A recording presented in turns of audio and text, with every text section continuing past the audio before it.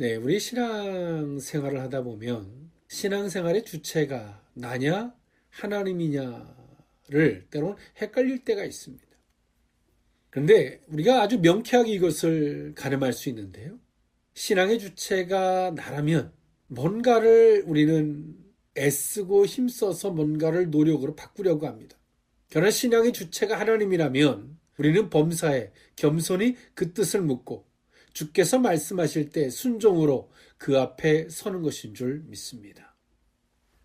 네, 오늘 우리의 지금까지 올 한 해의 삶을 넘어서 지금까지 우리가 살아온 삶을 뒤집어 보면 그 주체가 나였는지 하나님이었는지를 한 번쯤 뒤집어 볼 수 있는 저와 여러분일 수 있기를 원합니다. 네, 오늘 로마서 9장, 오늘 이 본문에 있는 말씀인데요. 오늘 로마서 9장에서 11장까지는 하나님의 구속사적 섭리에 대한 언급으로서 일종의 삽입 내용으로 기록되어져 있는 것이 오늘 9장에 있는 말씀입니다. 오늘 그 중에서 오늘 본문은 바울이 자기 동족 이스라엘의 운명에 관해서 관심을 기울이고 있는 부분인데요. 바울은 이스라엘의 구원을 위한 일이라면 자신의 구원을 포기할 각오까지 되어 있다라고 진정하게 자신을 토로하고 있습니다. 9장 1절에서 3절에 있는 말씀을 통해서 말입니다. 바울이 이토록 괴로워한 이유는 유대인들이 복음을 거절함으로써 그로 말미암아 자신들이 애타게 대망하던 메시아를 저버렸기 때문입니다. 이와 관련해서 바울은 유대인들이 그토록 자신하는 아브라함의 자손의 진정한 의미에 대해서 설명하고 있는데요.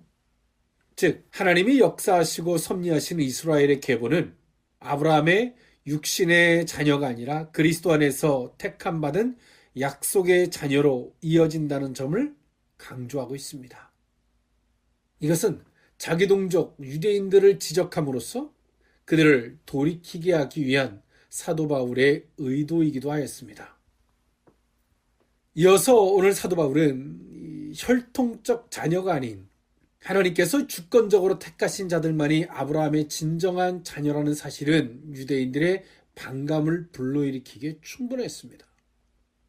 그런데요, 오늘 사도 바울은 하나님의 주권적인 뜻에 대하여 불신앙으로 응답하는 사람들에게 하나님께서 백성들을 다루시는 방법을 로마서 9장 19절에서 29절에 있는 말씀, 즉 토기장이의 비유를 들어서 설명했습니다.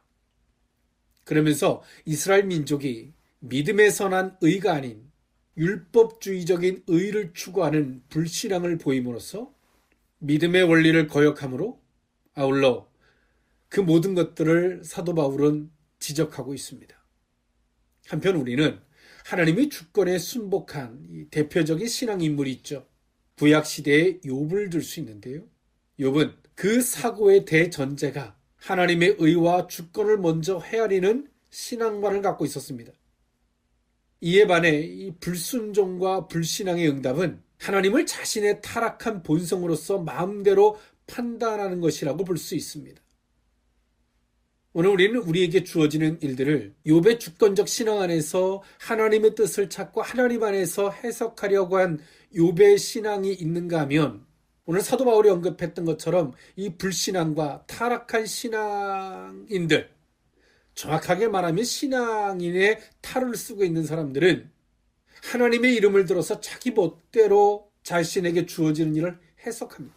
그런 일들로 말미암아 하나님의 진노를 사고 하나님의 관계가 끊어질 뿐더러 하나님을 더욱더 오해하게 만드는 계기를 낳게 만든다라고 사도 바울은 말하고 있는 것입니다. 이와 관련하여 이 사도 바울은 인간은 누구든지 하나님의 은혜를 요구할 수 없는 거죠. 예수 안에서만이 요구할 수 있는 거예요. 이것은 하나님께서 선택적으로 은혜를 주시는 것에 대해서 불공평하다고 할 수 없는 것입니다. 왜냐하면 하나님은 창조주이고 우리는 피조물입니다. 피조물이 인간이 주체가 돼서 이거는 되고 저거는 안 되고 이거는 틀렸고 저거는 맞았다라고 하나님 앞에 교만한 태도로 결단코 설 수 없다는 것입니다. 이런 신앙의 태도는 하나님께서 뭔가를 하시기에 앞서서 먼저 공의를 보이셔야 한다라고 하는 인간의 아주 교만적인 태도라고 할 수 있는 것입니다. 오늘 그런 맥락에서 사도 바울은 오직 긍휼히 여기시는 하나님으로 말미암아 서게 된다라고 사도 바울은 말해주고 있는 것입니다. 오직 하나님에 의해서 되는 것이라고 말하는 거죠. 오늘 우리의 구원도 우리가 한 것 같지만, 우리가 교회 나오고 우리가 하나님을 믿은 것 같지만 하나님이 부르셔서 하나님의 긍휼로, 하나님의 은혜로 오늘 우리가 이 자리에 있는 것입니다. 그리고 그 은혜를 우리가 받아들였기 때문에 오늘 이 자리까지 온 거예요. 근데 오늘 우리는 신앙을 이렇게 받아들이는 태도에서 변질되어져서 오직 하나님으로 서는 것이 아니라 유대인들처럼 요렇게 하면 될까 저렇게 하면 될까, 요거를 바꾸면 될까 저거를 바꾸면 될까, 이런 논리 속에서, 이런 오류 속에서 우리는 무엇을 잃어버렸냐면 하나님의 은혜와 하나님의 긍휼을 잃어버린 것입니다. 신앙생활을 하면 할수록 아버지의 사랑이 더 커 보이고 아버지의 사랑이 은혜가 되어야 되는데 아버지의 은혜가 안 보여요. 신앙생활을 하면 할수록 신앙이 노동이 되고 하나님 아버지의 은혜로 내게 다가오지 않는다면 우리는 율법의 신앙에 서 있는 겁니다. 앞서 말씀드렸던 바와 같이 똑같은 것인데도 주께서 우리에게 말씀하신 우리 주의 긍휼로, 오직 주의 긍휼로만 된다라고 한다면, 주께서 말씀하실 때 주의 뜻을 묻고 주의 뜻에 순종한다면 주님이 그 긍휼로 세워지는 은혜가 있는 거예요. 그런데 우리는 주의 뜻을 묻지도 않고 내가 임의적으로 해석하고 그리고 인간적인 방법으로 이렇게 하면 저렇게 하면 애를 쓰고 힘을 쓸 뿐이죠. 주의 뜻하고도 상관도 없고 주께서 말씀하셨을 때 순종하는 자세하고도 어긋나버린, 근데 인간의 입장에서는 그렇게 애쓰고 힘쓰는 사람들이 더 대단한 것처럼 보이지만 하나님 앞에서는 하나님과 더 멀어지는, 하나님 앞에서 교만과 자기 의에 빠진 인간의 어리석음을 사도 바울은 지적해주고 있는 것입니다. 사도 바울은 오늘 이 말씀을 이야기하게 된 계기는 앞서 말씀드렸던 바와 같이 자기 동족 유대인들이 그렇게 애를 쓰고 힘을 쓰지만 애를 쓰고 힘을 쓸수록 하나님 앞에 더 멀어져 가고 있는 그들을 보기에 사도 바울은 너무나 안타까운 것입니다. 오늘 사도 바울은 그들을 향하여 나는 내 구원을 포기해서라도 저들을 구원받았으면 좋겠다라고 사도 바울은 애끓는 마음을 갖습니다. 그런데 그들은 왜 하나님과 점점점 멀어져 갔을까요? 그들은 겸손히 주의 뜻을 묻지도 않고 자신이 알고 있는 하나님의 지식이나 자신의 인간적인 판단을 앞세워서 하나님을 이렇게 저렇게 판단하고 자신의 삶에 주어지는 삶의 영역을 임의적으로 해석하는 겁니다. 그런 임의적인 해석의 자리에 하나님은 계시지 않을 뿐더러 그 결과는 또 뭔가를 더 애써야 되고 힘써야 되는 또 오류의 늪에 빠질 수밖에 없다는 것이죠. 그래서 자기 동족 유대인들이 주의 뜻을 묻지도 않고 그 뜻 안에서 예수 그리스도를 보지 않은 결과가 정작 자신들을 왔던 메시아를 십자가에 못 박혀 죽게 만들었다라고 하는 사도 바울의 안타까움이 깃들여져 있는 것입니다. 올 한 해 우리의 삶 며칠 남지 않았죠? 겸손히 하나님의 뜻을 묻고 작은 것 하나일지라도 하나님 안에서 내게 주어지는 삶을 해석하고자 했다면 어땠을까요? 성령의 은혜가 있었을 것입니다. 애쓰고 힘쓰지 않아도 주께서 말씀하셨을 때 그것을 우리는 겸허히 받아들이고 내게 구원의 은혜로서, 구원을 성취해 가신 은혜로서 우리에게 주시는 그 은혜를 따라 우리는 순종하고 아멘하며 나아갔을 것입니다. 그런데 주께서 정작 우리를 위해서 뭔가를 말씀하셔도 우리는 주의 뜻을 묻지도 않았고 내가 인간적인 계산과 판단으로 이게 내게 유익이 될지 아닐지, 이게 힘든지 힘들지 않은지 이런 식의 판단으로 도리어 하나님이 우리를 위해서, 나를 위해서 주신 그 메시지를 유대인들이 예수님을 십자가에 못 박혀 죽게 만들었던 것처럼 우리는 하나님의 그 메시지를 과감하게 버려버린 것입니다. 그리고 우리는 우리의 방법대로 유대인들이 율법의 열심을 가진 것 같이 우리는 우리의 방법대로 주의 뜻을 버려버리고 우리의 방법과 우리의 힘으로 애쓰고 힘쓰고 더 노력하고 더욱더 기도하고 순종이 배제되어져 있는 기도는 가짜입니다. 겸손히 주의 뜻을 묻는 겸손히 배제되어져 있는 기도는 가짜입니다. 그렇게 애쓰고 힘쓰고 살아온 오늘 2023년 며칠 남지 않은 우리의 삶이 다른 사람들보다 더 많이 기도하고 다른 사람들보다 더 많이 애썼지만 오늘 우리의 삶을 한번 돌아보십시오. 유대인들과 별 다를 바가 없다는 사실을 한 번쯤 돌아볼 수 있기를 원합니다. 오직 긍휼히 여기시는 하나님으로 그 의미를 세 가지로 나누어 살펴보고자 합니다. 첫 번째로는 오직 부르시는 이로 말미암아 서게 하려 하사입니다. 로마서 9장 9절에서 11절에 있는 말씀인데요. 약속의 말씀은 이것이니 명년이 때에 내가 이르리니 사라에게 아들이 있으리라 하심이라.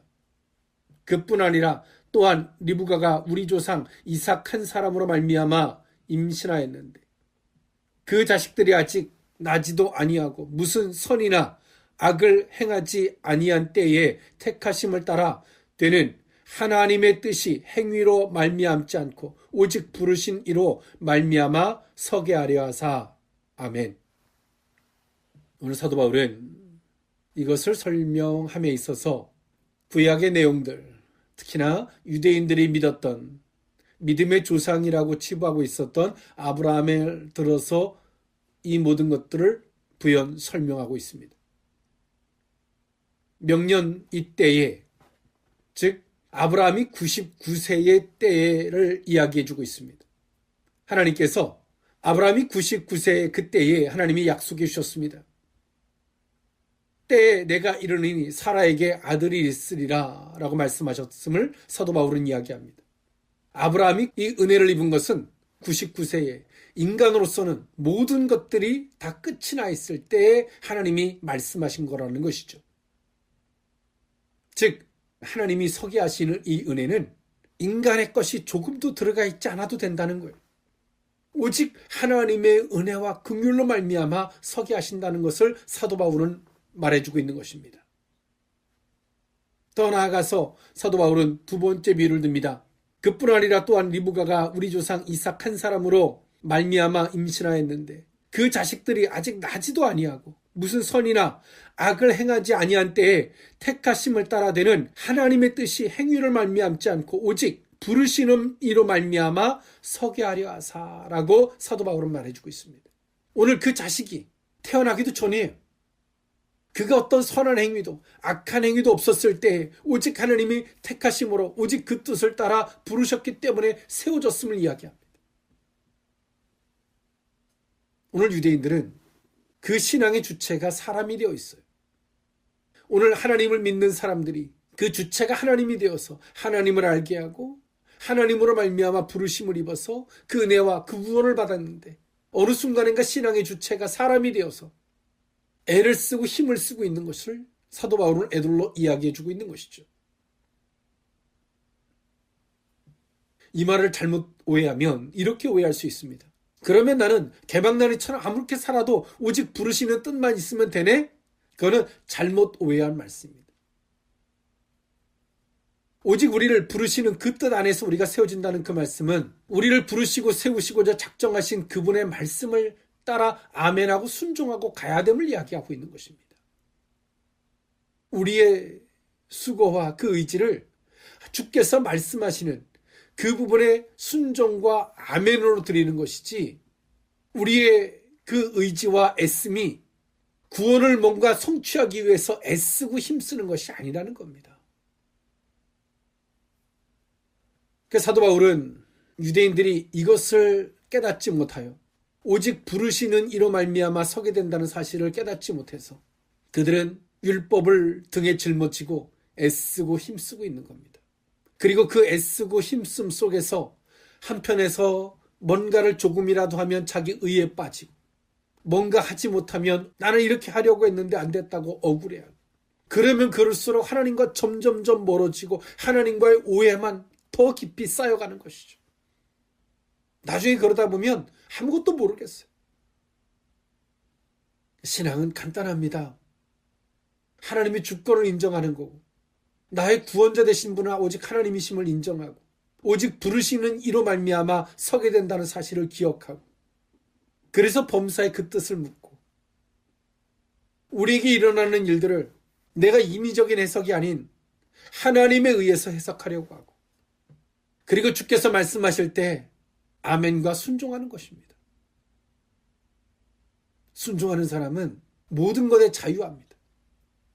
그러나 순종하지 않는 사람은 애를 써도 그건 헛수고에 불과합니다. 힘을 써도 그것은 헛수고에 불과합니다. 우리의 삶을 한번 돌아보십시오.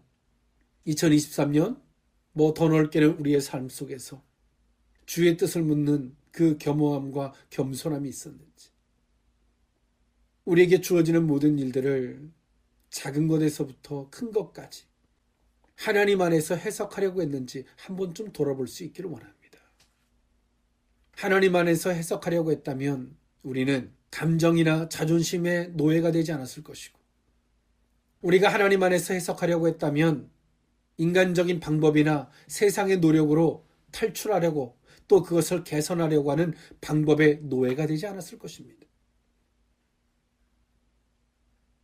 오늘 우리의 신앙관이 무엇이 잘못되어 있는지 행위를 바꾸는 것이 아니라 의식이 전환되어질 필요가 있는 것입니다. 오늘 사도 바울은 이 로마서 9장의 이 말씀을 기록함에 있어서 구원의 은혜가 얼마나 큰 것인지를 사도 바울이 너무나 잘 알지만, 한편에서 자기 동족을 향하여, 자기 동포를 향하여 내 구원을 포기해서라도 저들이 돌이켰으면 좋겠다라고 하는 사도 바울의 정말 가슴 먹먹한 그 애끓는 메시지가 오늘 이 로마서 9장에 있는 메시지입니다. 사랑하는 성도 여러분, 오직 우리를 부르시는 이로 말미암아 선다는 사실을 알고 계십니까?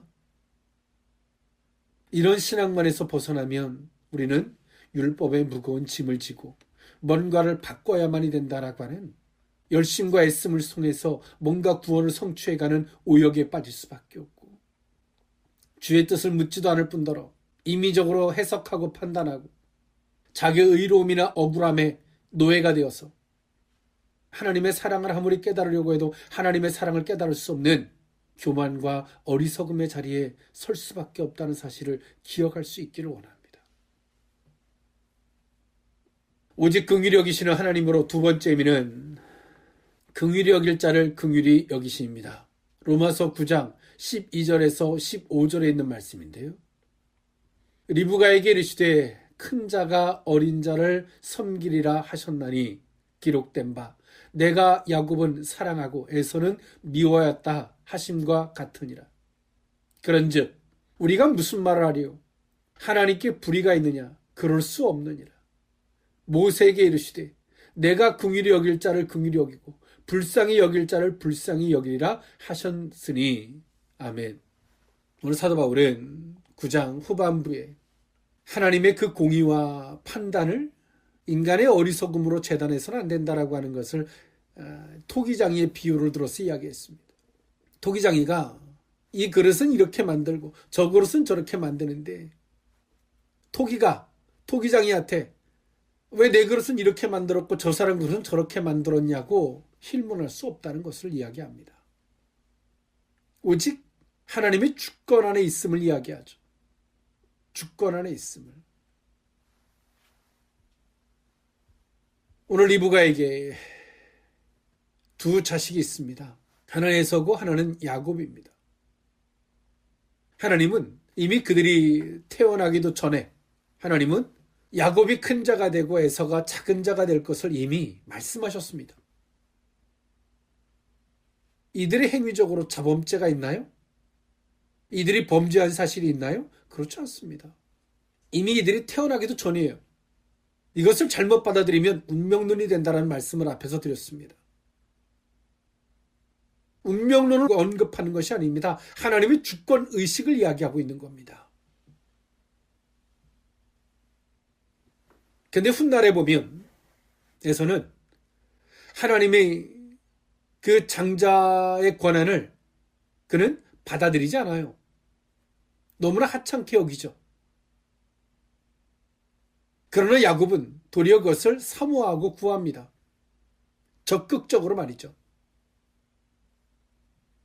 신앙은 애쓰고 힘쓰는 것이 아니라 받아들이는 것이란 말씀을 드렸어요. 근데 우리가 율법에 쓰면 절대 안 받아들여집니다. 왜냐하면 인간은 교만해지기 때문에 그렇습니다. 자기 의로움과 억울함에 빠져서 교만해져서 안 받아들여요.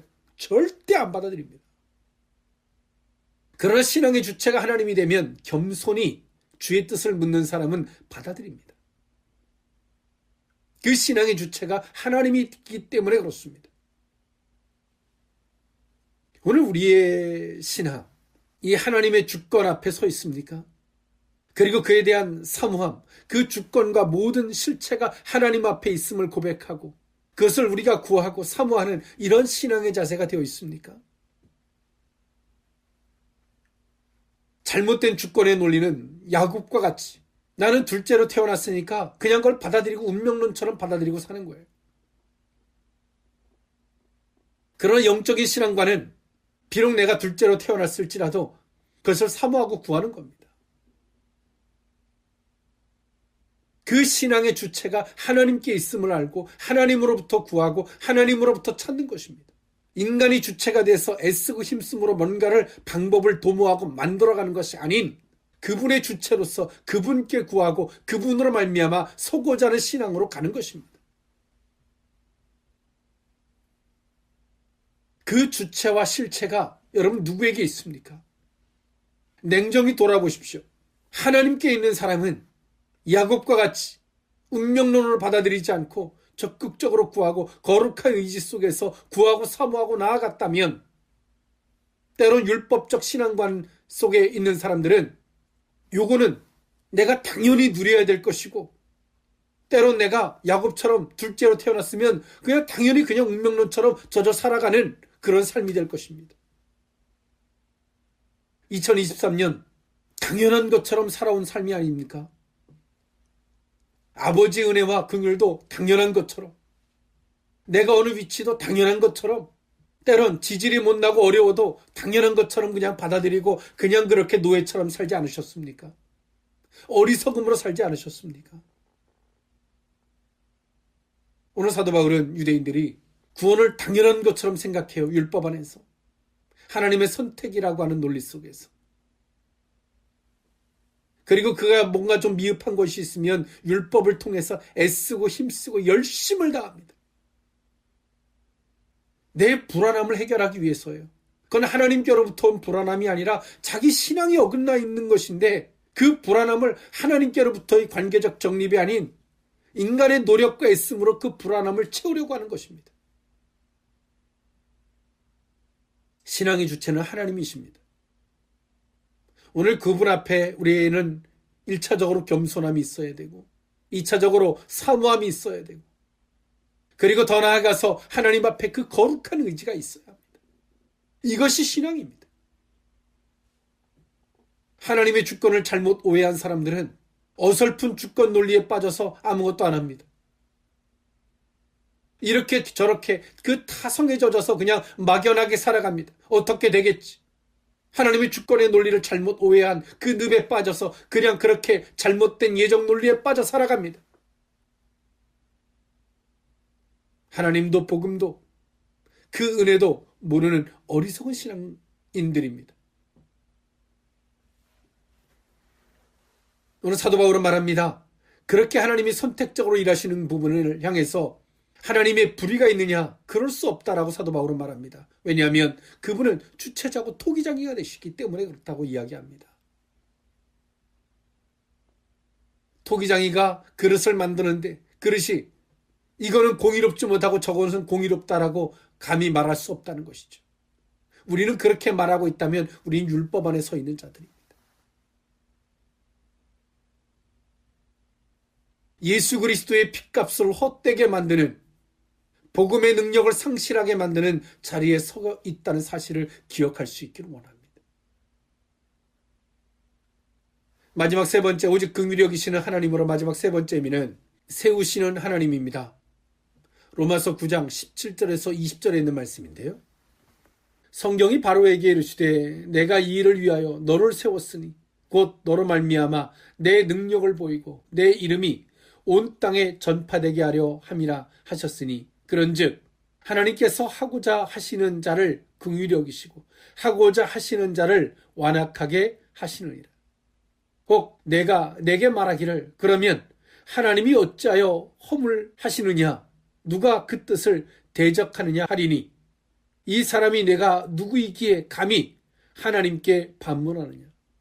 지음을 받은 물건이 지은 자에게 어찌 나를 이같이 만들었느냐 말하겠느냐. 아멘. 하나님은 세울 자를 세우시고 패할 자를 패하시는 분이십니다. 딸이 흉악한 귀신이 들렸던 가나안 여인은 이 고백을 했죠. 예수님께서 이스라엘의 잃어버린 양 외에는 나는 보냄을 받지 않았다라고 하는 예수님의 말씀 앞에 올소이다. 개들도 주인의 상에서 떨어지는 부스러기를 먹고 사나이다 라고 고백을 합니다. 하나님이 주권을 인정하는 겁니다. 토기장애를 인정한 것입니다. 선택적으로 비록 나는 간장종지를 만들었을지라도 토기장이 되신 하나님 앞에 은혜와 긍휼을 구하는 이 여인의 창조주를 인정하는 고백하는 그 속에서 은혜와 긍휼을 구하는 겸손의 태도의 그 여인을 성경은 높은 믿음으로 큰 믿음으로 그를 인정해 주고 있습니다. 오늘 우리의 믿음이 한 번쯤 점검해 볼 필요가 있습니다. 우리가 먼 길을 가려고 할 때 우리는 차를 한번 점검해 보지요. 타이어의 상태, 엔진의 상태든 등등 차의 상태를 살펴봅니다. 왜냐하면 문제가 일어나지 않기 위함이죠. 우리가 2024년 새로운 새해를 맞기에 앞서서 우리의 신앙을 한 번쯤 2023년을 통해서 점검해 봤으면 좋겠습니다. 우리가 창조주의 자리에 서서 율법의 자리에 서서 교만의 자리에 서 있지 않는지 한 번쯤 돌아볼 수 있기를 원합니다. 내가 당연히 자격이 있어서 뭔가가 주어진 것 같은 이 어리석고 교만함에 빠졌어. 하나님을 향해서 하나님 이렇게 하면 안 되고 저렇게 하면 되고 하나님 이거는 잘못됐고 이거는 잘했고 이런 논리를 가지고 하나님 앞에 선다면 참 쉽지 않은 것입니다. 교만이죠. 정말 교만한 것입니다. 유대인들이 그 교만이 유대인들에게 어떻게 다가왔습니까? 자신들에게 1차적으로 주어진 구원을 가감없이 십자가에 못 박혀 죽음으로 내버렸습니다. 2차적으로 사도들을 통해서 복음이 주어지고 있는 그 사도들을 향해서 때론 스데반 집사를 돌에 맞아 죽게 만듭니다. 우리에게 겸손이 없다면 정말 하나님 편에서 우리에게 어떤 말씀을 해도 우리는 그걸 듣지 않아요. 들을 마음조차 생기지 않습니다. 사도 바울은 모세에게 그 바로의 이야기를 합니다. 나는 강팍하게 할 자를 강팍하게 하고 또 완악하게 할 자를 완악하게 하신다. 하나님이 세울 자를 세우신다. 하나님이 선한 자만 세우지 않습니다. 악한 자를 세워서 악한 자를 책망케도 하십니다. 사도 바울은 하나님이 주권을 막연하게 생각하는 것이 아닌 창조주로서 모든 것들을 다스리고 주관하시는 하나님으로서 바라봐야 됨을 이야기하고 있죠. 그 세우시는 하나님 앞에 우리가 어떤 태도로 어떤 자세로 그분 앞에 서 있어야 될까요? 2023년 우리의 신앙의 자동차, 믿음의 자동차 검증되고 점검되지 않으셨습니까? 무엇을 수리해야 할지, 무엇을 점검해야 할지, 때론 타이어를 갈아야 할지, 엔진을 통째로 바꿔야 할지 돌아보지 않으셨습니까? 또 2024년 우리의 지금 이 상태를 가지고 2024년을 또 달리시겠습니까? 감정에 찌그덕 하는 소리를 내며 조금도 달릴 수 없는 타이어의 상태들 이렇게 달리시겠습니까? 또 이런 신앙의 자동차를 가지고 2024년을 끌고 나가시겠습니까? 간단 명료하게 정리하면 우리는 하나님의 주권 앞에 서 있는 자들이 아니었습니다. 내가 주체가 되어 있기에 그분의 뜻도 묻지 않고, 내가 주체가 되어 있기에 내가 임의적으로 판단하고 해석하고, 내가 주인이 되어 있기에 그분이 우리에게 무슨 말씀을 하셔도 우리는 그것을 듣기를 거절했습니다. 유대인들이 예수님을 십자가에 못 박혀 죽게 했던 것처럼 우린 똑같은 겁니다. 주께서 무슨 말씀을 해도 그의 뜻에 순종하지 않는 것은 예수님을 십자가에 못 박혀 죽게 하는 것과 똑같은 것입니다. 여전히 그분의 주권 앞에 서 있는 신앙이 아닌 것이죠. 하나님께서 우리를 위하여 예수님을 보내주셔도 예수님이 달갑지 않아요. 하나님께서 우리를 위해서 무슨 말씀을 해주셔도 그 말이 달갑지 않게 들려요. 얼마나 교만하고 어리석은 것입니까? 오늘 사도 바울이 로마서를 통해서 이렇게 힘주어 말하지만 유대인들은 이 사도 바울을 죽이려고 합니다. 하나님의 주권적 신앙이 무엇인지, 그것저것 다 신학적 교리, 이런 것들, 언어, 용어 잘 모르겠으면 간단합니다. 반복합니다. 주의 뜻을 묻는 거예요. 우리에게 주어지는 사소한 일일지라도 주님 안에서 해석하고자 하는 것입니다. 그분에게 묻고, 그리고 주께서 말씀하셨을 때에 순종하고 가는 거예요. 순종하기 전까지는 진짜 이게 아닌 것 같고 저게 싫은 것 같고 뭐 이런 판단과 계산이 생길 수 있어요. 그러나 순종하고 가면, 발걸음을 떼어보면 알아요. 이게 나를 위한 것이었구나. 아, 내 생각이 틀렸구나. 깨달아요. 아브라함이 이삭을 데리고 모리아 산을 가지 않았다면 하나님께서 아브라함에게 왜 그것을 요구하고 있는지 아브라함은 몰랐을 거예요. 가보니까 아는 거예요. 근데 주께서 우리에게 무슨 말씀을 하셔도 순종하지 않고 계산으로 그것을 반토막 내며 우리는 이렇게 말합니다. 나는 모르겠어요, 하나님. 나는 모르겠어요. 새로움은 날짜가 바뀐다고 새로워지지 않습니다. 도로의 문제가 아니라 자동차의 문제입니다. 하나님이 문제가 아니라 우리 자신의 문제입니다. 오늘 이 말씀을 통하여 2023년을 잘 마무리할 뿐더러 새롭게 하여 2024년에 그 가는 길이 대로에서 정말 신나게 달릴 수 있는 우리의 신앙의 자동차, 큰 믿음이 될 수 있기를 원합니다. 기도하겠습니다. 사랑의 하나님, 오직 긍휼히 여기시는 하나님으로 말미암아 서게 되는 그것이 곧 신앙인 줄 믿습니다.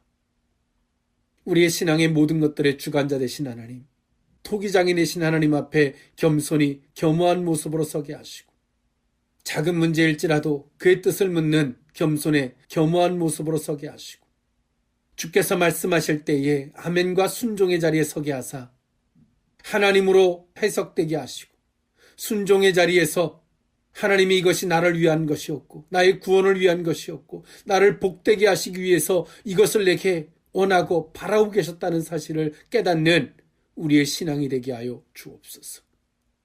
진정한 하나님, 2023년을 우리의 신앙 안에서 잘 갈무리하게 하사 2024년이 진정 새롭게 되는 복된 은혜가 있게 하여 주옵소서. 축복하고 예수님의 이름으로 기도합나이다. 아멘.